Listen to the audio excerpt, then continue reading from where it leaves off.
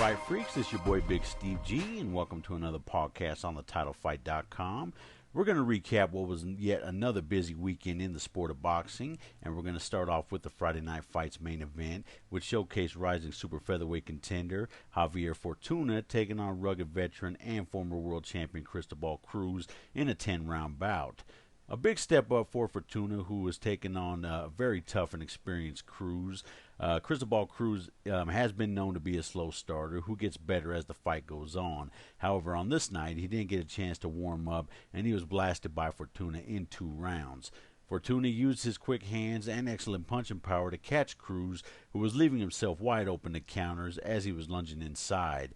Fortuna would earn a second-round TKO and has put himself in demand for bigger fights down the road. Early on Saturday, Vladimir Klitschko defended his 3 heavyweight title belts against top heavyweight Tony Thompson in Bern, Switzerland. Thompson gave Klitschko the toughest test of the last 7 years in 2008 in a late-round knockout loss, and was supposed to be a tough challenge again. However, it wasn't the case as Vladimir destroyed Thompson over 6 rounds en route to a 6-round TKO. Vladimir and his older brother Vitaly continue to dominate each opponent they face, and there still hasn't been a serious threat to either brother, and it doesn't appear there will be one anytime soon. Okay, let's move on to the HBO Boxing After Dark doubleheader from the Home Depot Center in Carson, California. The night began with former undisputed middleweight champion Kelly the Ghost Pavlik taking on the very tough and game Will Rosinski in a 10-round super middleweight bout. Pavlik controlled the pace of this fight by throwing and landing hard shots on the inside and scoring an early knockdown. Pavlik was willing to trade with Rosinski and took quite a few shots of his own as his face was busted up. This wasn't the usual 1-2 jab straight right hand Pavlik that we're used to seeing. Despite the damage of Pavlik's face, Rosinski lacked the punching power to really hurt Pavlik, and Pavlik would earn a 10-round unanimous decision.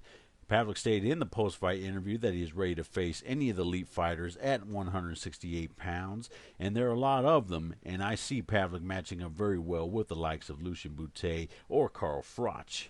In the main event, the always an exciting Filipino flash, Nonito Donaire, defended his 122-pound title belt against fellow title holder Jeffrey Matabula in a 12-round unification bout. Matabula had a huge height and reach advantage over Donaire, so you knew this was going to be a tough fight for Donaire. Donaire was the aggressor all night by coming forward and landing hard shots against the taller and lengthier Matabula, and even scored a 4th-round knockdown in the process. Matabula did have some good rounds in this fight by using a quick jab to set up combinations.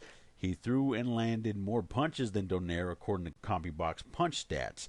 Harold Lederman did have the fight very close going into the championship rounds, and even Donaire's trainer Robert Garcia told him that he needed to win the last 2 rounds big, and he did. In the 11th, Donaire landed a hard right-hand shot that appeared to have broken Matabula's jaw as it remained open and bleeding for the remainder of the bout.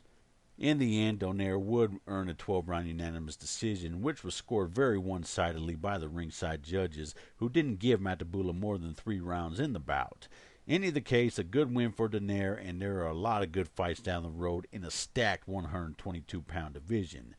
Well, that does it for this session, Fight Freaks. Until next time, this is your boy Big Steve G.